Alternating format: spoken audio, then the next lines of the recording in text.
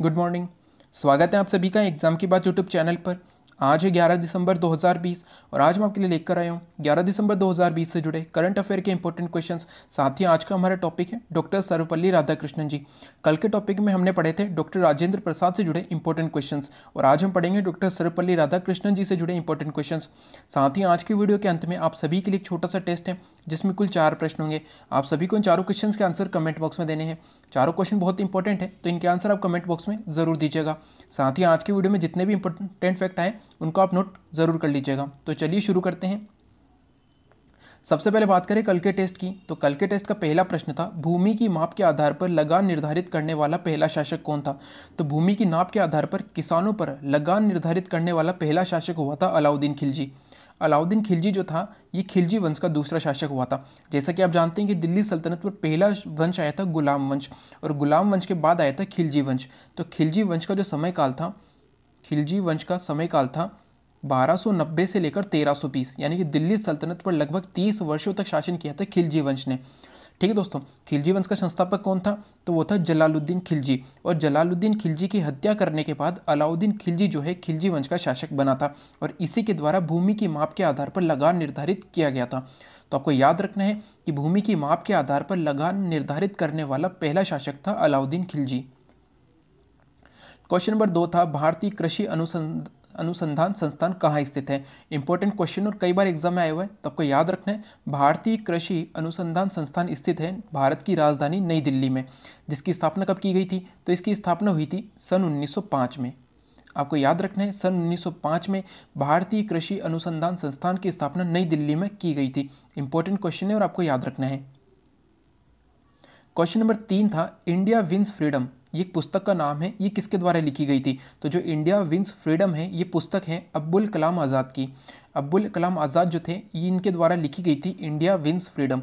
और आपको अब्दुल कलाम आज़ाद से जुड़े 2 इंपॉर्टेंट फैक्ट याद रखने हैं। सबसे पहला आता है कि अब्दुल कलाम आज़ाद जो थे ये सबसे युवा अध्यक्ष बने थे कांग्रेस के, सबसे युवा अध्यक्ष थे कांग्रेस के। इन्होंने जो है सन 1923 में 1923 में कांग्रेस का जो अधिवेशन हुआ था उसकी अध्यक्षता की थी और उस समय इनकी उम्र बहुत ही कम थी। तो ये जो कांग्रेस के अध्यक्ष बने थे सबसे कम उम्र के 1923 में। इंपॉर्टेंट और आपको याद रखना है, क्वेश्चन एग्जाम में आया हुआ था कि कांग्रेस के सबसे युवा अध्यक्ष कौन बने थे, तो अब्दुल कलाम आज़ाद बने थे। इनसे जुड़ा एक और इंपॉर्टेंट फैक्ट आपको याद रखना है कि जब हमारा देश भारत स्वतंत्र हुआ था तब इसके पहले शिक्षा मंत्री कौन बने थे, तो इसके पहले शिक्षा मंत्री बने थे अब्दुल कलाम आज़ाद। इंपॉर्टेंट क्वेश्चन और एग्जाम में आए हुए हैं कि स्वतंत्र भारत के पहले शिक्षा मंत्री कौन थे, तो वे थे अब्दुल कलाम आज़ाद। तो आपको अब्दुल कलाम आज़ाद से जुड़े 2 इंपॉर्टेंट फैक्ट याद रखने हैं, कांग्रेस के सबसे युवा अध्यक्ष और साथ ही स्वतंत्र भारत के पहले शिक्षा मंत्री, और इन्हीं के द्वारा लिखी गई थी इंडिया विंस फ्रीडम पुस्तक। क्वेश्चन नंबर 4 था नौटंकी किस राज्य का लोक नृत्य है। तो आपको याद रखना है नौटंकी जो लोक नृत्य है ये है उत्तर प्रदेश राज्य का लोक नृत्य। इंपॉर्टेंट है और आप याद रखिएगा कि उत्तर प्रदेश राज्य का लोक नृत्य है नौटंकी। अगर बात करें उत्तर प्रदेश राज्य की तो उत्तर प्रदेश राज्य जो है भारत का सबसे पुराना राज्य है जिसे कि पहले संयुक्त राज्य के नाम से जाना जाता था। ठीक है दोस्तों, उत्तर प्रदेश राज्य की राजधानी है लखनऊ जो कि गोमती नदी के किनारे पर है। उत्तर प्रदेश के वर्तमान मुख्यमंत्री है योगी आदित्यनाथ और आनंदीबेन पटेल जो है ये राज्यपाल है। उत्तर प्रदेश राज्य में है दुधवा नेशनल पार्क जो कि आपको याद रखना है। तो उत्तर प्रदेश राज्य से जुड़े आपको ये इंपॉर्टेंट फैक्ट याद रखने, साथ ही कल के टेस्ट के ये चारों क्वेश्चन आपको याद रखने, साथ ही इनसे जुड़े इंपॉर्टेंट फैक्ट भी आप याद रखिएगा। आज हम पढ़ने वाले हैं डॉक्टर सर्वपल्ली राधाकृष्णन जी से जुड़े कुछ इंपॉर्टेंट क्वेश्चन। इनका जन्म हुआ था 5 सितंबर 1888 को, इनकी मृत्यु हुई थी 17 अप्रैल 1975 को।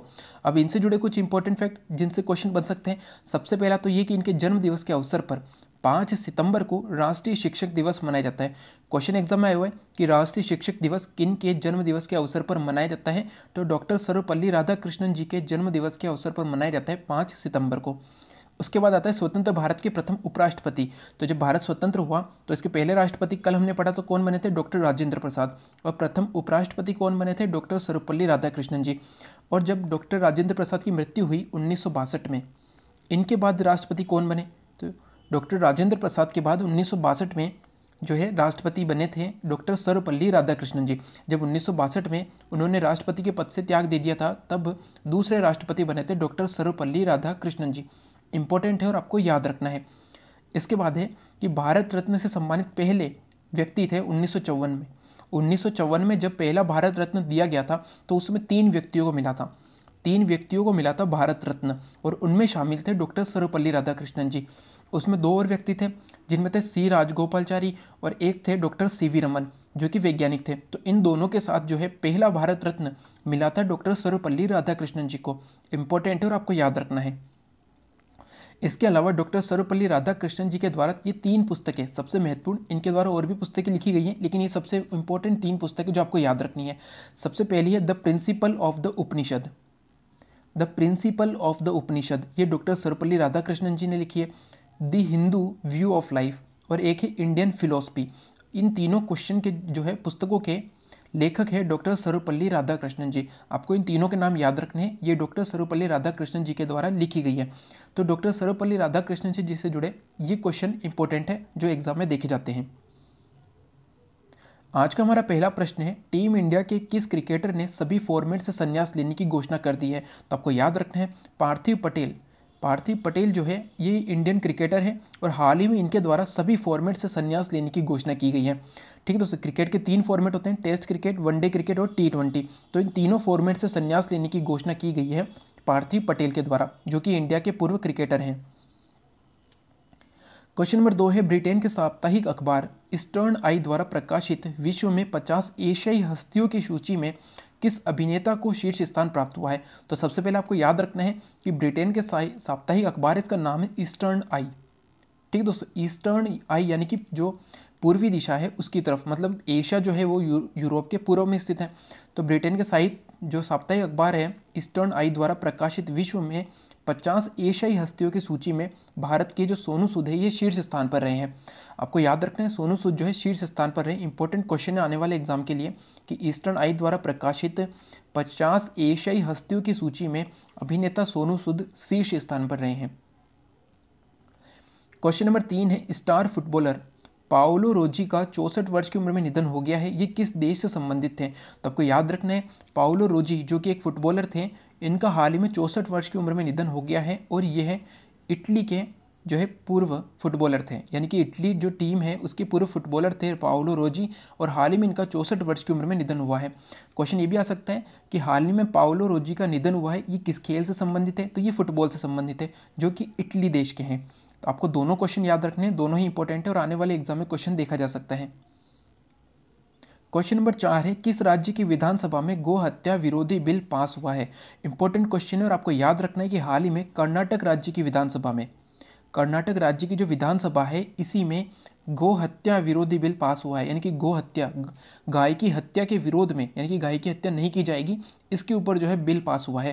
ठीक है दोस्तों, तो ये किस राज्य में पास हुआ है? ये पास हुआ है कर्नाटक राज्य में। और कर्नाटक राज्य से जुड़े आपको इंपॉर्टेंट फैक्ट याद रखने हैं। सबसे पहला तो कि इसकी गठन हुआ था 1956 में, 1 नवंबर 1956 को कर्नाटक राज्य का गठन हुआ। इसके वर्तमान में जो मुख्यमंत्री है वो है BS येदुरप्पा जो कि बीजेपी से हैं। राज्यपाल है वजुभाई वाला। ठीक है दोस्तों, इसकी राजधानी है बेंगलोर। आपको ये तीनों इंपॉर्टेंट फैक्ट याद रखने हैं। और 2 और इंपॉर्टेंट फैक्ट है जो आपको याद रखने हैं, जो मैंने आपको बताए थे कि जो नेशनल पार्क है कर्नाटक में, 5 नेशनल पार्क के नाम मैंने आपको बताए थे, उसमें से आपको 2 सबसे इंपॉर्टेंट याद रखने थे। सबसे पहला था बांदीपुर नेशनल पार्क जो कि एग्जाम में पूछा गया है। बांदीपुर नेशनल पार्क किस राज्य में है? तो कर्नाटक में है। इसके बाद एक और नाम मैंने आपको बताया था, वो था Tungabhadra national park, Tungabhadra national park. आपको ये दोनों नाम याद रखने हैं। ये दोनों नेशनल पार्क जो है कर्नाटक राज्य में है, बांदीपुर नेशनल पार्क और तुंगभद्रा नेशनल पार्क, दोनों इंपॉर्टेंट है और आप याद रखिएगा। क्वेश्चन नंबर 5 है, नए संसद भवन की आधारशिला किनके द्वारा रखी गई है? तो आपको याद रखना है कि भारत के नए संसद की भवन की आधारशिला रखी गई है नरेंद्र मोदी जी के द्वारा। हाल ही में भारत का नया संसद भवन जो बनाया जा रहा है और इसकी आधारशिला रखी है प्रधानमंत्री नरेंद्र मोदी जी ने। इंपॉर्टेंट क्वेश्चन और आने वाले एग्जाम में देखा जा सकता है कि नए संसद भवन की आधारशिला किनके द्वारा रखी गई है? तो नरेंद्र मोदी जी के द्वारा। साथ ही आज के दिन से जुड़ा एक इंपॉर्टेंट फैक्ट आपको याद रखना है कि कुश्ती के, भारतीय कुश्ती के हैं बजरंग पूनिया और निशानेबाजी में इलावेलिन वॉलर रेविन। ठीक है दोस्तों, आपको ये दोनों नाम याद रखने, कुश्ती के बजरंग पूनिया और निशानेबाज हैं इलावेनिल और वालारिवन। इन दोनों को फिक्की इंडिया स्पोर्ट्स अवार्ड 2020 में sports person of the year के पुरस्कार से सम्मानित किया गया है। बहुत ही इंपॉर्टेंट क्वेश्चन है, आने वाले एग्जाम में ज़रूर देखा जाएगा। आपको इन दोनों का नाम याद रखना है, क्वेश्चन पूछा जा सकता है। ठीक है दोस्तों, चार ऑप्शन में से एक जो होगा, इनमें से एक होगा कि हाल ही में फिक्की इंडिया स्पोर्ट्स अवार्ड 2020 में sports person of the year में किन को चुना गया है या किन्हें सम्मानित किया गया है। तो आपको दोनों नाम याद रखने, कुश्ती से है बजरंग पूनिया और निशानेबाजी से है ईला वेनिल वाला रिवन। आपको ये दोनों नाम याद रखने हैं। तो ये थे 11 दिसंबर से जुड़े करंट अफेयर के कुछ इंपॉर्टेंट फैक्ट और इंपॉर्टेंट क्वेश्चंस जो आपको याद रखने हैं। साथ ही इनसे जुड़े इंपॉर्टेंट फैक्ट भी आप याद रखिएगा। अब चलते हैं हमारे टेस्ट पर। हमारे टेस्ट का पहला प्रश्न है, संविधान की प्रस्तावना किस देश के संविधान से ली गई है। यानी जब हमारे भारत का संविधान निर्माण किया गया था तो इसमें जो प्रस्तावना जोड़ी गई थी वो किस देश के संविधान से ली गई है। क्वेश्चन इंपॉर्टेंट है और कई बार एग्जाम में पूछे गए हैं, तो आपको याद रखना है। क्वेश्चन नंबर 2 है, किस अनुच्छेद के तहत राष्ट्रपति पर महाभियोग चलाया जाता है। ठीक है दोस्तों, राष्ट्रपति को हटाने के लिए एक जो होती है प्रक्रिया होती है जिसका नाम होता है महाभियोग। राष्ट्रपति पर महाभियोग जो है चलाकर उसे उसके पद से हटाया जा सकता है। ठीक है दोस्तों, तो आपको बताना है कि संविधान के किस अनुच्छेद में राष्ट्रपति पर महाभियोग चलाकर उसे हटाने का प्रक्रिया है। इंपॉर्टेंट क्वेश्चन और एग्जाम में आया हुआ है।